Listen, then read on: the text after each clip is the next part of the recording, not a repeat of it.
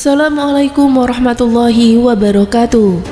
Apa kabar sahabat Amirul Mukminin? Semoga semua dalam lindungan Allah Subhanahu wa Ta'ala. Ada banyak sejarah dalam agama Islam yang bisa orang tua ceritakan kepada anak sebagai tambahan ilmu pengetahuan. Salah satunya mengenai Perang Jamal atau Perang Unta di wilayah Basrah, Irak pada tahun 656 Masehi. Disebut dengan nama Perang Unta karena pada saat itu prajurit di medan Perang Jamal banyak yang mengendarai unta. Selain itu, Perang Jamal juga dikenal dengan nama lain Perang Basrah karena terjadi di Basrah, Irak. Pemicu utama Perang Jamal adalah adanya adu domba oleh seseorang yang tak bertanggung jawab pada pasukan Ali bin Abi Thalib dengan pasukan yang berpihak kepada Aisyah. Pada saat itu, keduanya berusaha bekerja sama untuk mengusut pembunuhan yang menimpa Utsman bin Affan. Perang yang terjadi akibat ulah oknum provokator tersebut mengisahkan duka yang mendalam dalam sejarah Islam karena banyaknya korban jiwa. Pasukan Ali bin Abi Thalib dan Aisyah sama-sama banyak dan kuat, sehingga saat Perang Jamal terjadi, pertumpahan darah tak terelakkan lagi. Penyebab Perang Jamal. Awalnya, terjadi suatu peristiwa yang menghebohkan kaum muslimin pada masa pemerintahan Khulafaur Rasyidin, yaitu terbunuhnya Khalifah Utsman bin Affan. Beliau terbunuh saat sedang membaca Al-Quran. Darahnya bercucuran dalam mushaf yang beliau baca. Saat itu, Ali bin Abi Thalib yang menggantikan khalifah dituntut untuk mengusut pembunuhan yang terjadi pada Utsman bin Affan. Talha bin Ubaidillah dan Zubair bin Awamlah yang mulanya berbaiat kepada pemerintahan Ali bin Abi Thalib. Aisyah yang dikenal mempunyai analisa yang tajam terhadap teks-teks agama menuntut hal yang sama seperti Muawiyah, supaya Ali mengusut tuntas siapa pembunuh Utsman bin Affan.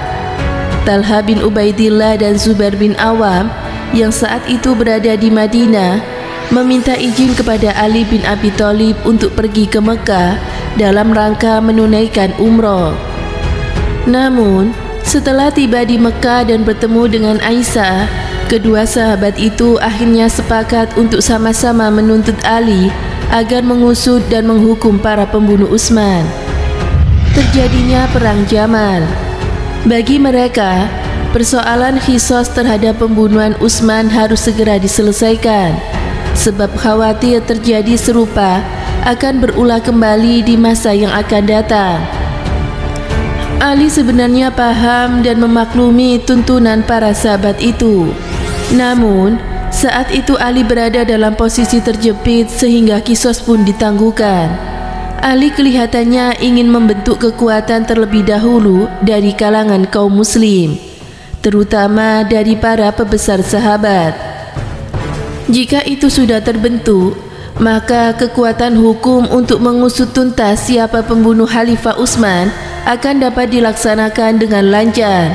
Bagi Ali, persoalan qisas baru dapat ditegakkan manakala situasi politik sudah tenang dan kaum muslimin sudah bersatu pada dalam satu pemerintahan yang kokoh. Kemudian, ada pengaduan dan tuntutan dari pihak keluarga yang jadi ahli waris Utsman, sebab pembunuhan Khalifah Utsman bukanlah kriminal biasa, melainkan tragedi politik yang tidak terbayangkan sebelumnya.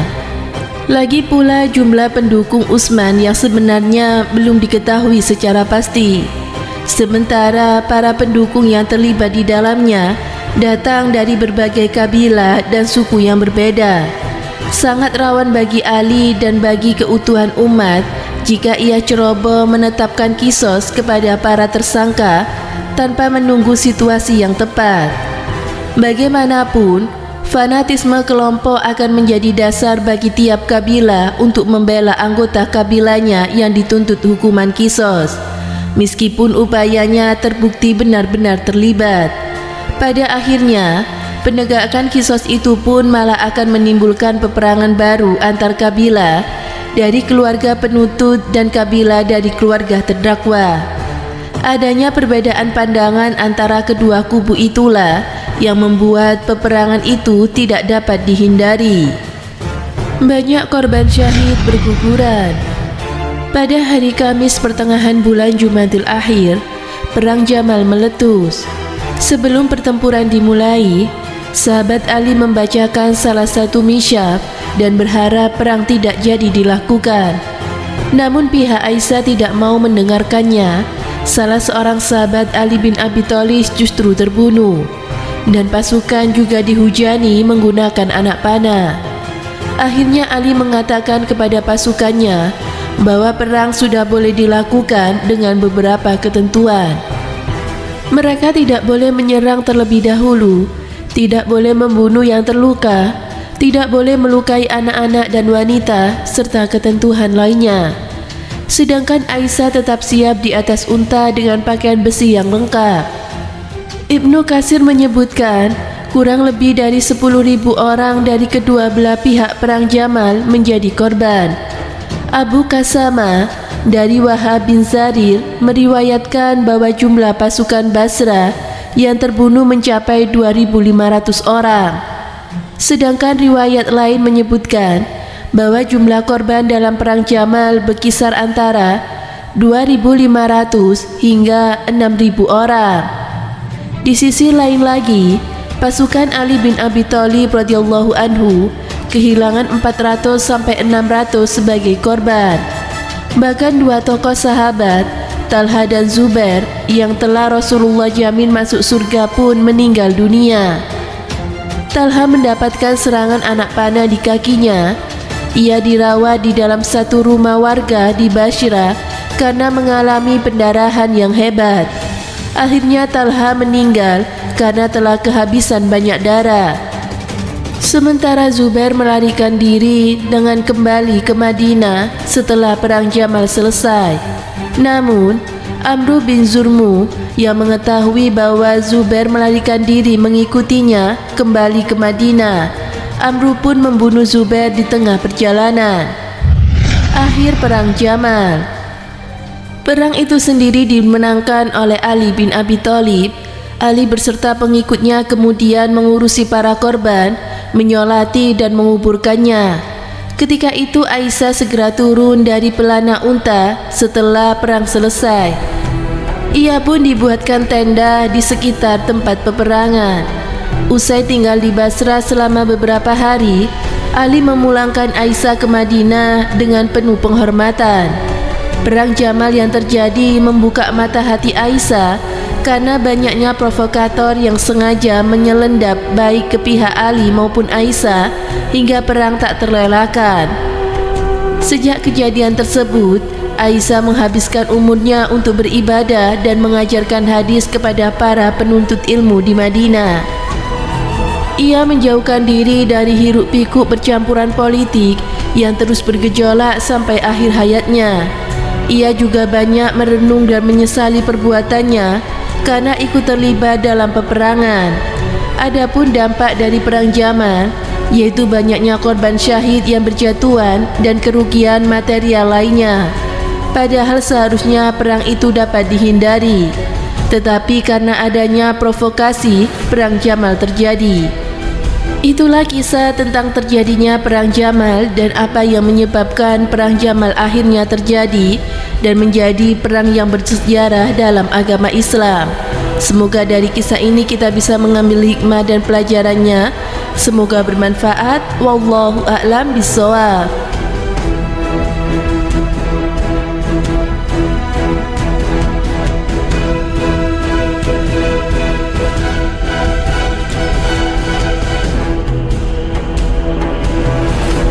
Assalamualaikum warahmatullahi wabarakatuh. Pemirsa Amirul Mukminin yang dirahmati Allah Subhanahu wa taala. Sebagai umat Islam, kita meyakini bahwa para sahabat Nabi adalah sebaik-baik sahabatnya para nabi dan rasul Muhammad sallallahu alaihi wasallam. Para sahabat Nabi merupakan manusia-manusia pilihan Allah yang terbaik untuk menemani rasulnya dalam mengemban misi kenabian. Adapun mengenai perselisihan dan peperangan yang terjadi di antara para sahabat Nabi, jalan yang terbaik adalah tidak membahas dan memperpanjang perdebatan masalah tersebut. Ketika Umar bin Abdul Aziz ditanya tentang Sayyidina Ali, sahabat Utsman, perang Jamal, perang Siffin, beliau itu menjawab, itu adalah darah yang Allah selamatkan tanganku darinya, dan aku sungguh-sungguh benci menenggelamkan lidahku ke dalamnya.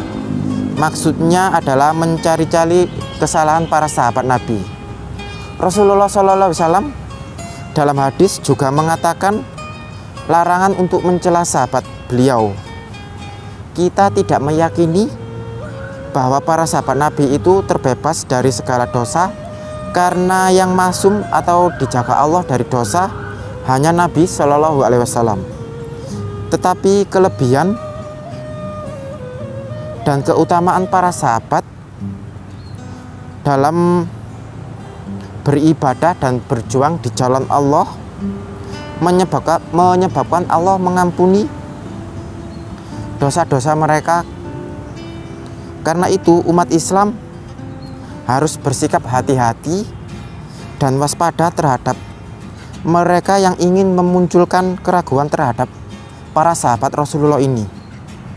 Karena Allah telah menyebut mereka dalam Al-Quran sebagai sebaik-baik umat, dan Rasulnya telah menyebut mereka sebagai ahli surga yang dosanya telah diampuni Allah Subhanahu wa Ta'ala. Semoga memberi manfaat. Wassalamualaikum warahmatullahi wabarakatuh.